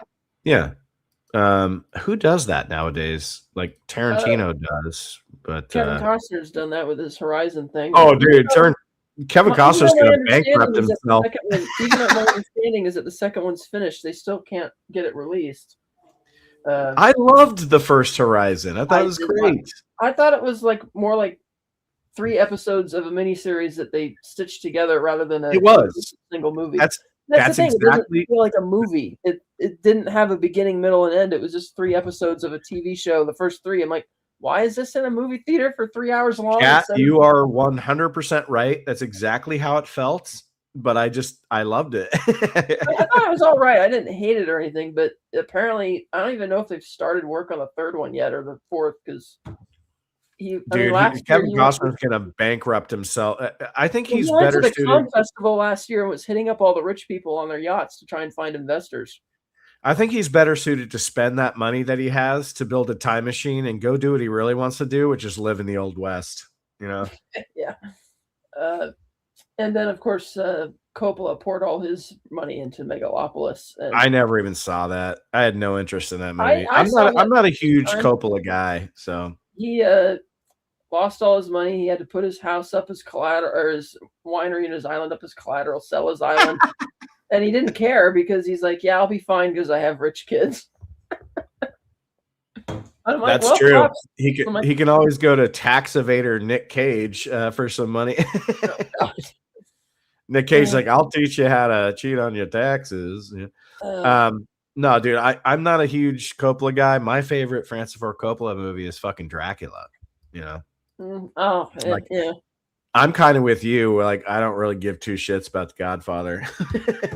I think Godfather 2 is a great movie. Godfather 2 is way better. Yeah. Yeah, I think that's a genuinely good movie, and I do like Apocalypse Now, even though I don't think it's a great adaptation of the source material. Yeah, I've always I'm such a huge Joseph Conrad fan. Like, I've read so many of his books. Like, yeah, it's kind of Heart of Darkness, but I don't know. Well, the big difference to me is that in Heart of Darkness, everything that Marlowe sees up the river, all the horrible things he sees, is a direct result of the success of Kurtz's ivory station. Whereas in the movie Apocalypse Now, the war is happening independently of Colonel Kurtz and has nothing to do with him. So it's like, what does this have to do with Hearts of Darkness just because they're heading out to go find the guy? That's exactly. And when you get the story, Kurtz is not the bad guy. Because the story goes that, the Kurtz and his guys inoculated a village of children from polio, and they find out a couple hours later that these psychos went through there and chopped off all the inoculated arms. And because his troop isn't going to do anything about it, he goes AWOL to stop them. I'm like, okay, that sounds pretty badass. He doesn't sound like the bad guy, It's like, oh, Kat, are you a Joseph Conrad fan too? Yeah. Oh, dude, we got to talk. We got to do another stream on that. I love Joseph Conrad's books. Lord Jim, fucking Youth. Youth is a 35-page book that he wrote. That is one of my favorite books of all time. It's fantastic. Yeah, I'm gonna have to get a hold of some of his other works before having an in-depth conversation about it. But I've read Heart of Darkness a few times, and that's Heart of Darkness is one of the most influential books ever made. And I mean, so many movies have, channeled that. But Apocalypse Now was like obligatory. Like it was like this is supposed to be this. And I agree with you 100% on Kurtz. Like like Marlon Brando's character is like, okay, there's a similar like theme there, but it's like the setup for it is so different, and that's fine because they're not adapting the book. making a movie called something else, taking place in a different time. So that's fine, but Yeah. I find that movie kind of boring. Like sometimes when you read a book and it just speaks to you, and then you see it visually on the screen, it just doesn't work. Like Yeah. I always say that about The Lovely Bones. I fucking love that book so much, and then Peter Jackson turns it into a movie, and it's just awful. Like because it's better to just read it and visualize it in your head than actually see it. And then obviously choosing Marky Mark in the lead, that's never going to help your movie. So, but yeah, no, I think that's the problem with a lot of adaptations. Is like, this is just better left as is, Yeah. Did you ever see Cloud Atlas? I love that movie. Fucking awesome, right? I love it. That's a great movie. And that was God, what was that influence? What was the influence for that movie? It was, I know it was a lot of anime stuff, but was it not a Wrinkle in Time? Because I don't even think A Wrinkle in Time was. Oh wait, yeah, that was written already. Well, it was based on the novel. No, yeah, but oh, that's right. Oh yeah, duh. It was its own novel. Yeah. Man, what a wildly unsuccessful movie that is kind of brilliant. It is a brilliant, wonderfully done film that would probably just shit the bed today. In every way. Would probably get canceled today because of the Korea segment, which was very cringy. I liked it. But it was a very good movie and very ambitious. They just didn't know how to market it. And that release date of Halloween weekend, like, what are you doing? It's like, no. I saw it opening day with my friend. I loved it. Did you really? It was funny. There was an old couple in the theater with us, and the wife left around maybe she left around the halfway point. And I thought she went to the bathroom or something, and the husband was there. And he finally walked out around 2/3 of the way. I assumed he went to go find his wife, but they never came back. I don't know what this movie's about. And there were these three like punk guys sitting in front of us who, when Hugo Weaving's character of the demon or the devil, whatever or old Georgie shows up and they're like, yeah, it's Slash. Dude, I gotta say, man, my favorite performance in that movie's got to be Hugh Grant. Like, he fucking rules, dude. Like, he's excellent in that movie. He's so good, man. When he because I love how they all play, different characters through the time or whatever. But yeah, when he showed because up until obviously nowadays we've seen Heretic where we're like, oh, dude, this guy can fucking own a screen just by reading dialogue. Like, because you liked Heretic too, right? Oh yeah, it was really good. He's so fucking good in that movie. But before then, you're just like, okay, he's in like rom-coms. And then you watch Cloud Atlas, you're like, what the fuck is going on? How is that Hugh Grant? I like how his character is just like terrible in every timeline. He's just a horrible person all the way through it. Yeah, yeah. But when you see him in all that the fucking tribe makeup and shit. Oh, it's great. Yeah, it's just creepy. Yeah. That was and my God, the soundtrack was so good. It was M83, wasn't it? Wasn't it M83? I can't remember who did the sound. I'm pretty sure it was M83, who are basically the same thing as Daft Punk from Tron Legacy, but obviously different. Let me check right now here. Let me double check that. Let's see. I did read that book too. It was very good. The music was it was by one of the directors, Tom Tykwer, along with Johnny Klimek and Reinhold Heil. A German composer, and then Australian composer, and then the co-director, who is also German and a composer by trade as well. So, wow, I know. Okay, so you know what it is. I think M83 does the song for the trailer, which was an original song for the trailer. And it was also in the movie, but they didn't score the movie. Okay. But M83 could have scored the movie. Did you ever see that Tom Cruise movie, Oblivion? Yeah, I don't remember much of it though. It's an okay movie, but goddamn, that score is epic. And that was M83. It was brilliant score. Brilliant. Mhm.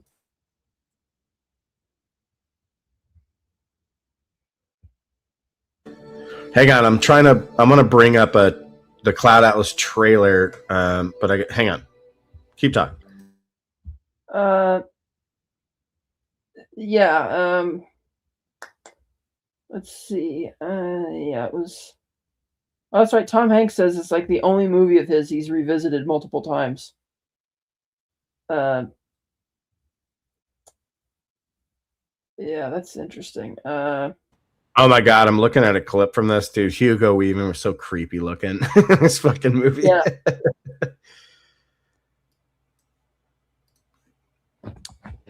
Let's see. That's funny. Hugh Grant said of the film that, it's frustrating to me. Every time I've done something outside the genre of light comedy, the film fails to find an audience at the box office. And sadly, this never really found the audience it deserved. He said the whole thing was fascinating. When you work with proper people who love cinema, they're not in this. The Wachowskis, they're not in the same as people who just make movies and we happen to use cameras. They're people who really love cinema. And then in 2024, he said he felt the movie saved his career, describing that after a string of romantic comedies that were not successful, he said, I was completely marooned, but it reinvigorated his love of character acting after being stuck doing rom-com leads for years. I thought, oh yeah, I used to really enjoy doing characters. In fact, I almost used to enjoy acting. I love Hugh Grant in his 60s, man. He just says whatever the fuck he wants. He's fucking great. Okay. Tom Cruise, Emily Blunt, Live, Die, Repeat. I think the book was called All You Need Is Kill, I think. And I believe there's a cartoon movie out, All You Need Is Kill, but didn't Live, Die, Repeat was actually called Edge of Tomorrow, wasn't it, Kat? Yes. It was actually called Edge of Tomorrow, and people were like, what the fuck is that? So it was based on All You Need Is Kill, and they were marketing it as like Live, Die, Repeat, but the official release title was Edge of Tomorrow. Yeah, the name of the movie was Edge of Tomorrow. The tagline was Live, Die, Repeat, but then they in the marketing changed the name to Live, Die, Repeat. And you're like, what the fuck? Because in my digital movie locker, when I alphabetize it, it's listed under the letter L for Live, Die, Repeat. That is some fucking weird shit, man. It's like, dude, just you own it and live with it. You called it Edge of Tomorrow, which is the dumbest name I've ever heard. Just own it, live with it. Let's see. Oh, dude, this is the trailer where it has the M83. Let me know if you can hear it. Yeah. Can you hear that? All right. Oh, this trailer was so good for fucking Cloud Atlas, man.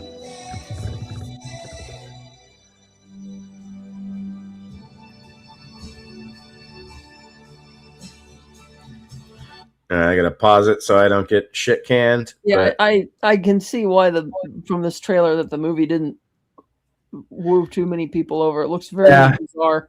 It's all over the place, but it's visually striking. It's like, if anything, curiosity should have gotten people, but and they were doing the thing like from the people of the Matrix, but they were honest with the viewers with the trailers. They were very honest that it's very melodic and it's kind of a meditation. It's not an action, yeah. And I get a 4K release. Dude, this trailer just gives me chills watching it now. Like, man, like the visuals and like seeing all these different time periods in it and just not knowing what the fuck's going on, but just trusting the filmmakers and trusting the audience to be like, I want to know more, but unfortunately people suck. But look at this image right here. It's insane.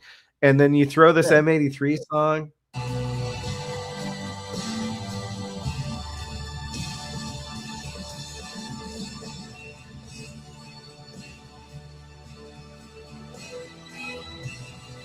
I gotta say that It's music is insane. like it's like the polar opposite music that's in the movie.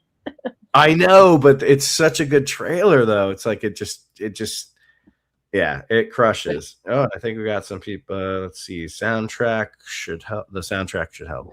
I don't know what we're talking about there. Canadian man. I think he's talking about what we're talking about right now. Oh, yes, of course. I totally agree then. Yeah, that's a cool movie though. I'd love to do a stream on that movie one time. We should. Yeah. That'd be fun. It's a great movie. I don't think I think the Wachowskis did. Oh, God, I saw Speed Racer once when I was in college, but I was pretty drunk. I think it was cool. Did you I ever see? remember that had a big marketing blitz behind it, but it didn't succeed either. Yeah. I think people weren't ready for what it was throwing at you. Yeah. Oh. And Jupiter Ascending is a heaping pile of dog shit.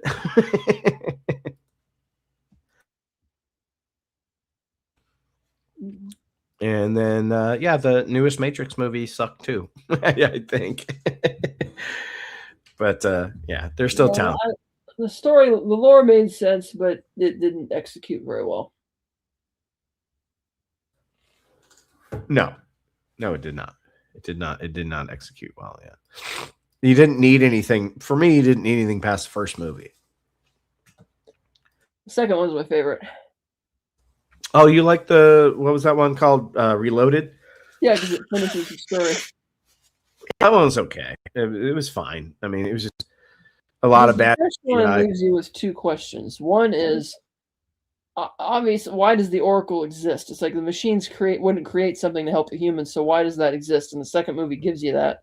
But the second movie gives you more questions, though, with vampires and werewolves and then the other question that the first movie gives you is, why does Neo have powers? It's not. You can tell it's not a mystical thing. Yeah, the machines gave him that for a reason. What's the purpose? And the second movie gives you that answer. Yeah, it does. Yeah, I guess you're right. I mean, I was satisfied with the first movie, but the second movie is okay. Third movie it's a big CGI fucking mess. But I love the second one. It's a fun one. Do you want to keep going, or I gotta take about a minute off? Do you want to? You ready? I mean, I don't know. I've got nothing really else to cover, but all right. Well, cool. Well, this was fun. Yeah. Thanks for joining. Thanks everybody for being in the chat. And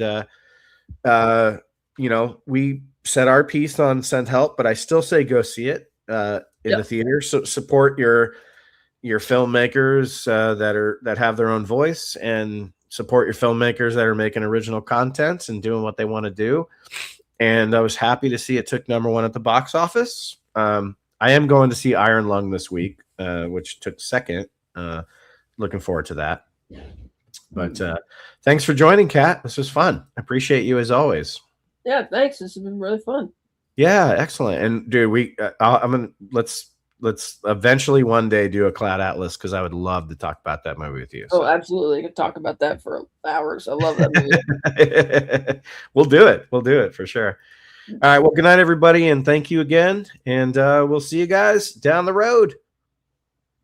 Good night.